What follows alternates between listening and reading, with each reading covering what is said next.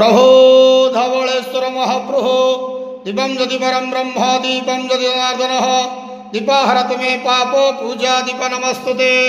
हे बाबा धवलेश्वर महाप्रभु संसार सुखी रखंतु।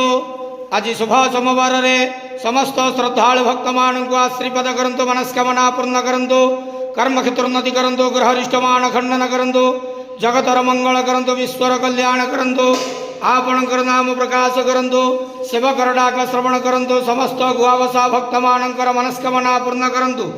बाबा धवलेश्वराय नमो नमः। संसार सुखी रखंतु, आनंद गेवार हरि बोलो। आज शुभ सोमवार रे समस्त श्रद्धालु भक्त मानक आशीर्वाद करंतु, आनंद गेवार हरि बोलो। हर हर महादेव शिव शंभो कैलासपति उमापति शिव शंकर महाप्रभु धवलेश्वराय नमो नमः। संसार सुखी रखंतु, आनंद गेवार हरि बोलो।